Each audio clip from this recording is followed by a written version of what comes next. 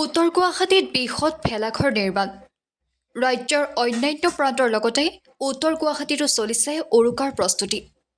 ঠায়ে ঠায়ে ভেলাঘৰ নিৰ্মাণৰো চলিছে অগ্ৰগতি। উত্তৰ গুৱাহাটী চন্দ্ৰাত মহীনগৰীৰ ভিতৰতে সৰ্ববৃহৎ ভেলাঘৰ নিৰ্মাণ কৰি থকা হৈছে। 1000 বাঁহ, কল চোচনি আৰু 40 জন লোকে 3 দিন ধৰি সাজি আছে এই ভেলাঘৰ। 120 ফুট দীঘল আৰু 80 ফুট বহল ঘৰটোৰ বাবে প্ৰয়োজনীয় বাঁহ ৰাইজে সংগ্ৰহ কৰিছে পাহাৰৰ পৰা।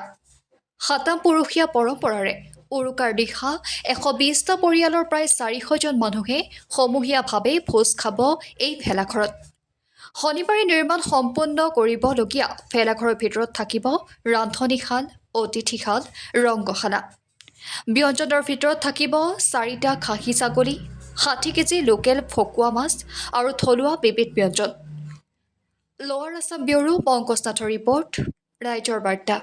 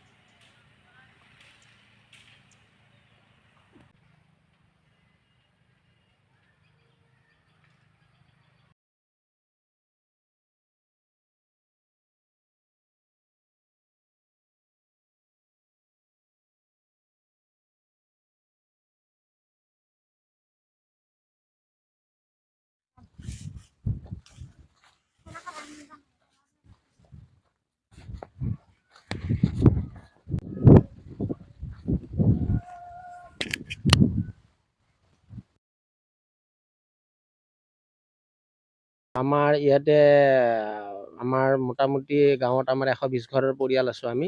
আৰু 120 ঘৰৰ প্ৰত্যেক মানুহে আহি পেলাই ইয়াতে আমাৰ ভেলাঘৰটো বনোৱাৰ ক্ষেত্ৰত সহায় সহযোগ কৰিছে। আৰু ইয়াত বাঁহ বুলি ক'লে আপোনাৰ বাঁহ মোটামুটি কিজানি 1000 মানৰ এটা অনুমানিক কৰা হৈছে, 1000 মান বাঁহ লাগিছে। আৰু আমাৰ যিটো কলৰ যিটো শুকান আমাৰ যিটো পাত, সেই পাতেৰে আমাৰ বেৰবোৰ দিয়া হয় যাতে জুই লগাত সহায় হয়। মানে ৰাতিপুৱা উৰুকা নিশা ৰাতিপুৱা মানে এইটো আমাৰ জ্বলাই দিয়া হয়। আৰু ওপৰত যি আমাৰ দেখিছে আপোনালোকে বাঁহৰ যি আমাৰ ছাল দিয়া হৈছে, আৰু তাৰ ওপৰত আমাৰ ধান খেৰ থাকিব।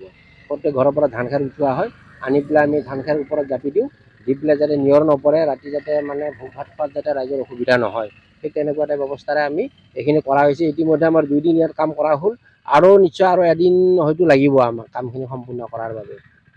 ভাগত আমাৰ এনে নাচ গানটো হ'ব থাকিব, সেইটো সৰু ল'ৰা ছোৱালীখিনি বা যিখিনি আমাৰ উঠি অহা যুৱক যুৱতী, সেইখিনি নাগাৰা নামটো থাকে। তাৰ লগতে তাৰ পিছত হেৰি কৰা যায় আৰু আমাৰ যিখিনি খানা, যিটো আমাৰ খাদ্য সামগ্ৰী কিছু যোগাৰ জাতি সম্পূৰ্ণ কৰা সময়, সেইখিনি সময়তে কৰা যায়। কি থাকিব ইয়াতে আমাৰ ছাগলী মাংস থাকে, মাছ থাকে, আৰু এইটো বাকীখিনিতে থাকে। পিঠা পনাটো থাকিবই।